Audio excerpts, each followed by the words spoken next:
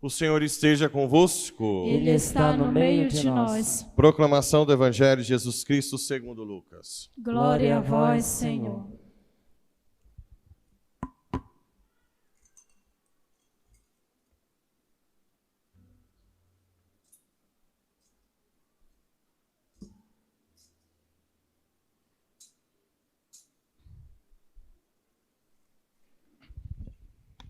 Naquele tempo, os chefes zombavam de Jesus, dizendo: a outros ele salvou, salva-se a si mesmo, se de fato é o Cristo de Deus o escolhido.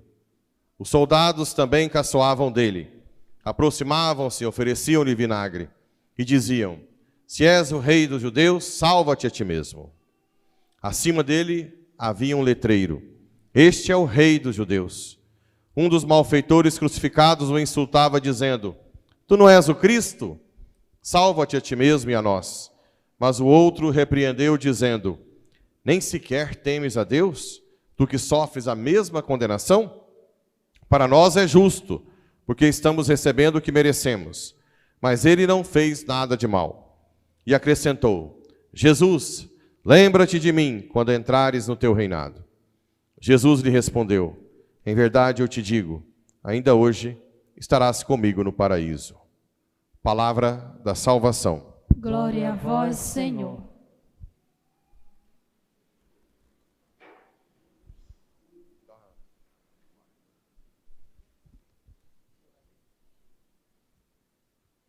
Estou na andropausa.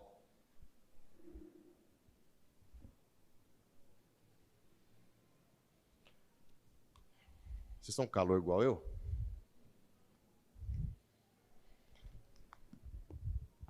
Vai ter que trocar tudo, desde o transformador, os fios, mais um gasto aí fenomenal. Mas nós vamos também pôr isso aqui para gelar, eu vou entrar esquiando.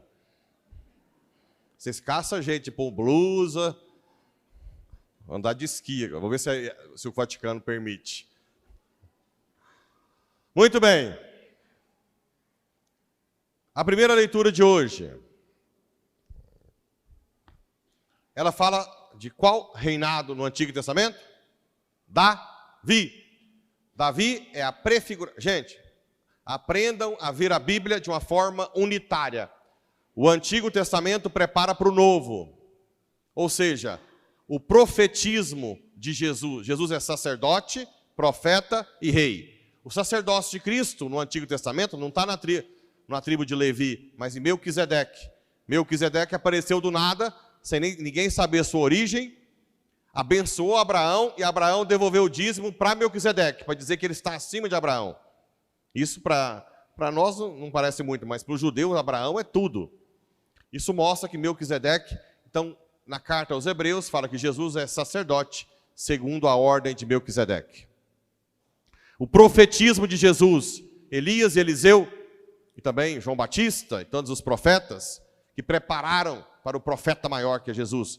Aliás, Jesus nem é o profeta propriamente dito, porque ele é o próprio Deus. O profeta fala em nome de Deus, mas tem o profetismo de Jesus.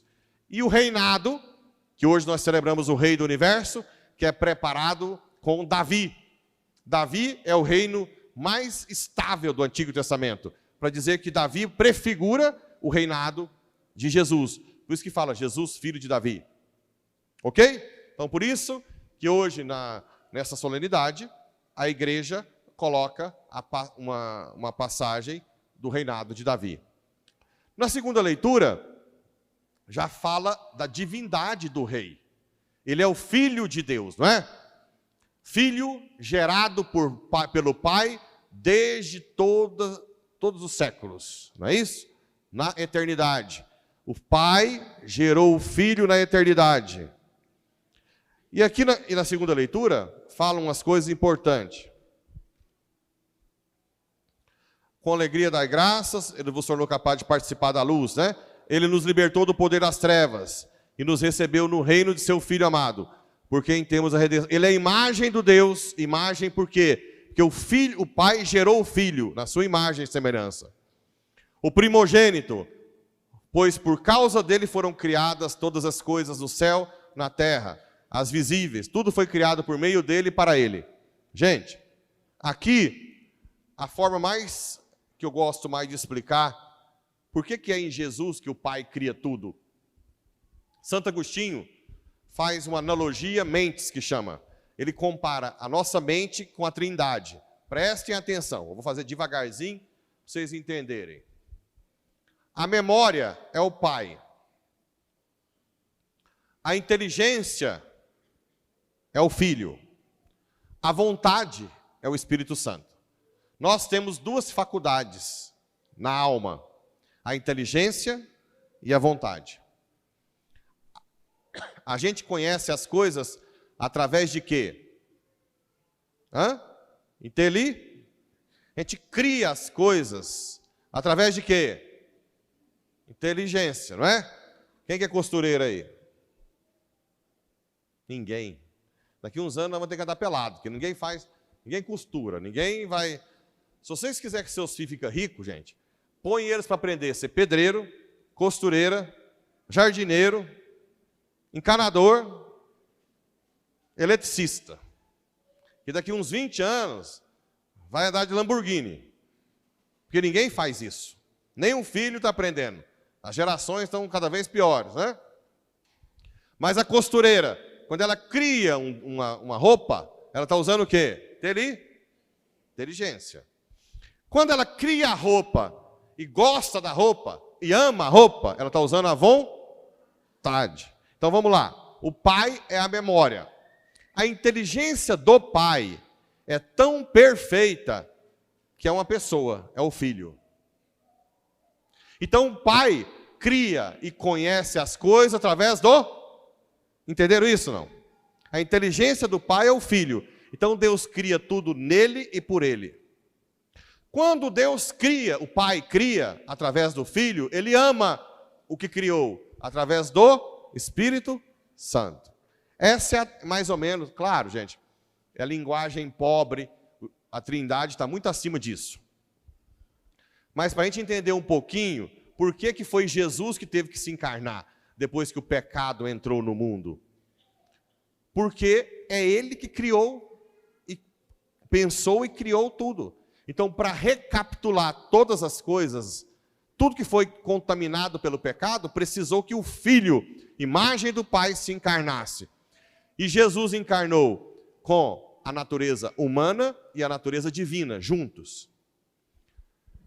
Quando Jesus se encarnou, ele quis não ser um ser humano mutante. Ele quis se esvaziar do poder divino. Isso se chama kenosis. Ou seja, o Filho abdicou do seu poder, não da identidade, e se encarnou. Isso quer dizer o quê, gente? Que quando Nossa Senhora pegava Jesus no colo, ele era uma criança mesmo. Quando ele chorava de fome, ele estava com fome mesmo. Porque senão, ia ser um trem, né? A Nossa Senhora amamenta, depois ele voa, fala com ela em outras línguas. Não. Jesus quis ser humano de verdade, por isso que ele é 100% humano. Então, Jesus se esvaziou do seu poder. E ficou 30 anos em família. 30. Aprendeu a ser carpinteiro. Não fez milagre. Por isso que São José é o pai da fé, porque ele acreditou sem ver o milagre do filho. Provavelmente não viu nenhum. Tem apócrifos. Apócrifos são livros que não são inspirados, mas que a igreja pode usar alguns. Tem apócrifos que falam que Jesus ressuscitava os passarinhos quando morria, mas isso não é nada oficial. Provavelmente Jesus ficou 30 anos em casa sem fazer um milagre. Quando ele foi batizado e começou a vida pública, aí ele fazia os milagres, ele lia os pensamentos, mas não é, veja bem, por que ele tinha esses poderes? Em vista da missão dele. Quem dava o poder? O Pai.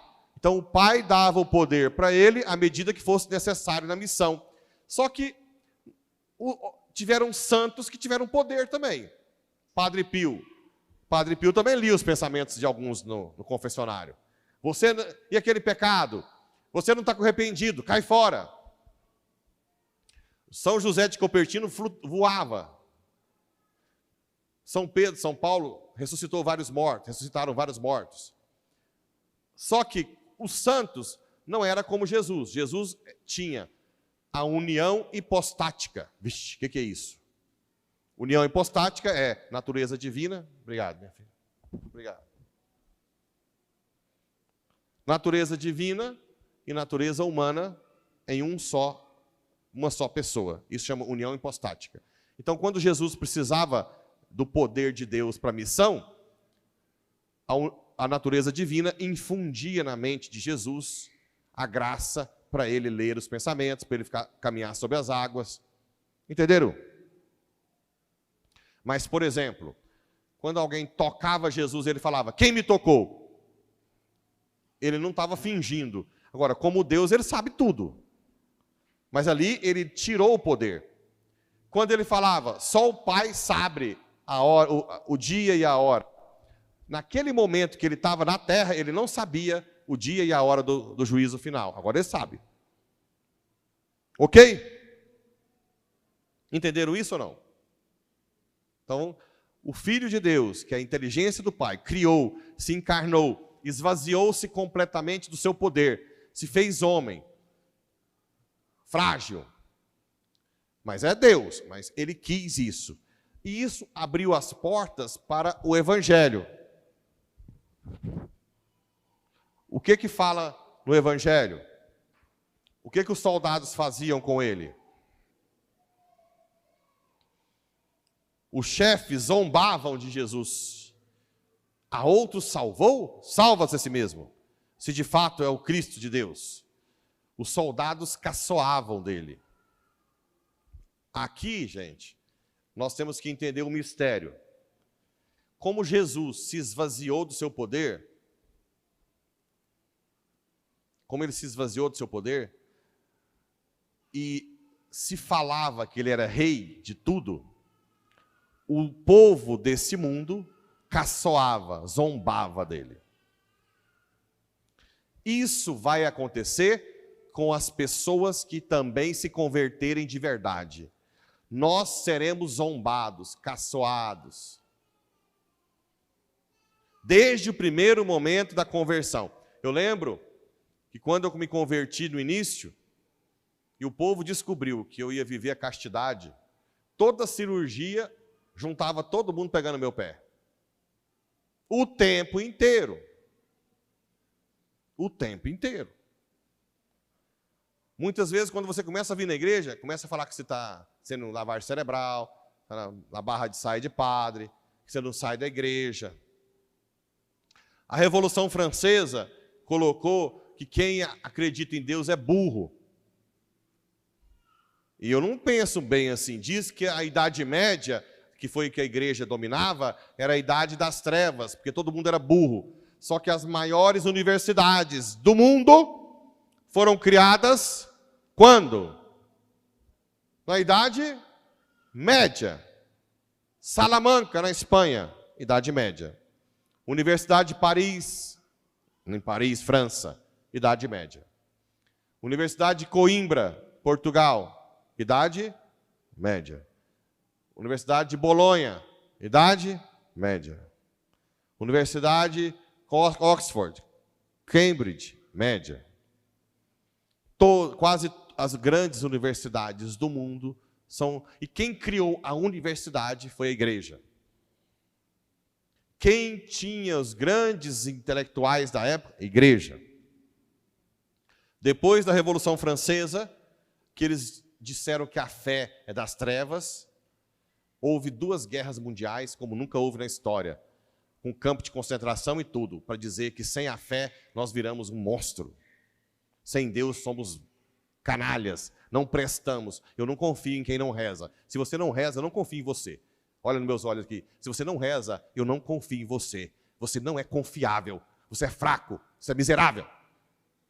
E eu estou falando sério, para você mesmo que está me ouvindo. Se você não tem uma vida de oração, eu não confio em nenhum ser humano que não reza. Porque nós não fomos feitos para vivermos sozinhos. Nós fomos feitos para Deus. A nossa inteligência não é autossuficiente, ela é participação da inteligência divina. Ela é participação. Por isso que Santa Catarina de Sena, doutora da igreja, não sabia ler e escrever. Aí como é que ela escreveu o livro? Ela ditava e alguém escrevia. Toda a sabedoria da doutora da igreja veio do alto. Do alto. Assim como nós temos hoje doutores em áreas de universidade que defendem a coisa mais abominável, que é a ideologia de gênero. Coisa mais estúpida, que anula qualquer ser humano. E nós temos pessoas que nunca leram, não sabem escrever. Se você explicar o que é ideologia de gênero, ela te dá uma rodada na cabeça. Porque sabe que isso não tem lógica. A sabedoria vem do alto, na oração. Nós precisamos de gente que reza, né? E aprendermos que quando nós nos convertermos, nós vamos ser zombados. Na Europa, então, nem se fala. Desprezados, rirão de nós. Só que nós temos a graça que vem de Deus, de entender, né? E, na verdade, quem não sabe muita coisa é quem não tem Deus. Porque essa cacholinha aqui não serve para nada sem a iluminação divina. Como é que eu vou pensar com uma pessoa que é inteligente e que não acredita em Deus, se eu não controlo nem meu corpo, meu Deus do céu? Toda a complexidade. Se você sai do seu quarto bagunçado e volta e está arrumado, você fala quem arrumou. Ninguém fala com a lei, uma gravidade, a lei gravitacional arrumou o quarto. E como é que você pensa que o seu corpo, que tem complexidade infinitamente maior que arrumar um quarto, foi ao acaso? Não foi Deus que nos criou a complexidade. Tem um médico americano, chama Francis Collins, que fez o projeto Genoma, ele era ateu, e fez o projeto Genoma de estudar os genes para provar que Deus não existe. Ele terminou o projeto de joelho e escreveu um livro, chama A Linguagem de Deus, com o DNA. Porque é tão complexo que ele diz, não tem como não ter Deus. Mas mesmo assim, nós temos que aguentar. E muitas vezes, quando nós aguentamos e rezamos pela pessoa, um exemplo que eu citei em todas as missas é Frederico Ozanam. Tem alguém aqui que é vicentino, já foi vicentino? Frederico Ozanam é fundador dos vicentinos. Ele era ateu na época da Revolução Francesa. E ele entrou no trem e viu alguém rezando o rosário. E ele chegou para zombar, para caçoar, dizendo, em pleno século XVIII, você rezando o rosário, que atraso. Esse homem que estava rezando o rosário, olhou para ele e disse, vamos continuar, eu estou com pressa, mas vamos continuar essa conversa depois. Ligue para mim. Pegou o cartãozinho dele e entregou para Frederico Ozanam. Sabe quem era? Que estava rezando o rosário e que ele caçoou? Ampère. Sabe quem é Ampère? Criador da energia elétrica. Ele era chefe da cadeira de Química da Universidade de Paris. Quando Frederico Ozanam olhou que aquele homem que rezava o rosário era o chefe da cadeira de Química da Universidade de Paris, ele ficou em choque. Ligou para ele depois. Ao invés de Ampère ficar com raiva, acolheu Frederico Ozanam na sua casa. Frederico Ozanam se converteu, fundou os vicentinos e se tornou beato. Beatificado. E ele escreveu, os rosários de Ampère me converteram mais do que muitas palestras a vida toda. Um homem daquela altura, um homem que inventou a corrente elétrica, mas sabia que a sua sabedoria vinha do alto.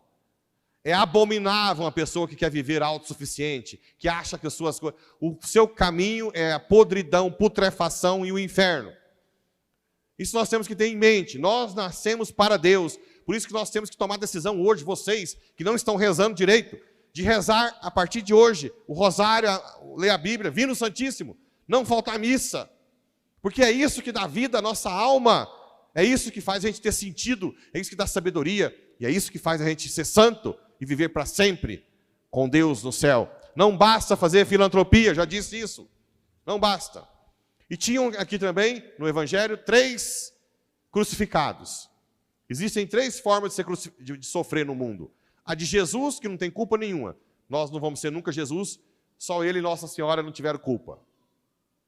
O mau ladrão, que é esse que ficou zombando de Jesus, mesmo, pensa, o cara já estava na cruz e estava zombando de Jesus, com dor. Ah, se você é rei, salva-te a ti mesmo. Caçoando dele. E o bom ladrão, que esse é o caminho nosso.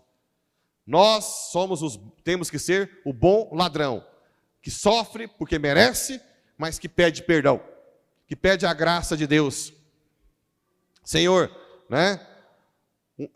Que ele diz? Mas o outro, nem sequer temes a Deus, tu que sofres a mesma condenação? Para nós é justo, porque estamos recebendo o que merecemos. Mas ele não fez nada de mal. E acrescentou, Jesus, lembra-te de mim quando entrares no teu reinado, ou estiveres no paraíso.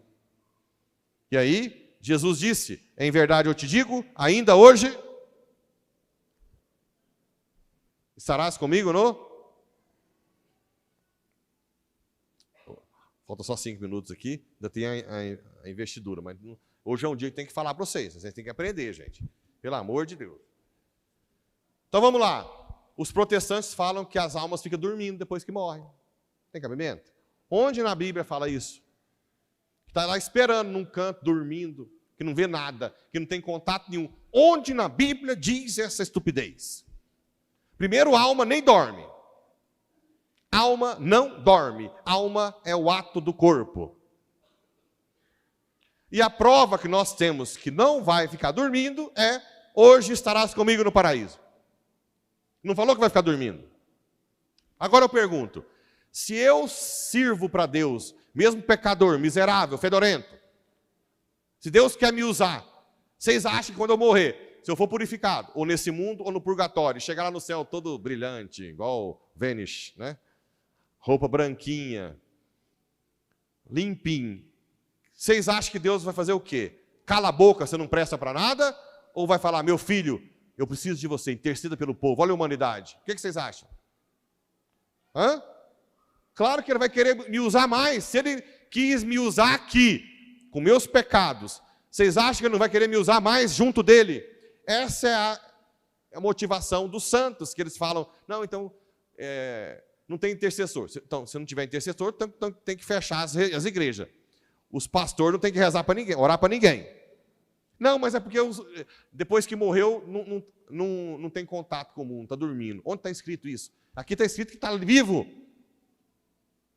E o nosso Deus é um Deus que ama. Ele quer precisar de nós, porque nos ama. Entenderam? Ou não? Sim ou não? Então é importante ter essa passagem aqui para combater essa ideia protestante que está dormindo, que sei lá o quê, e sei lá o quê. Isso é importante. Bem, então vamos agora às vestições.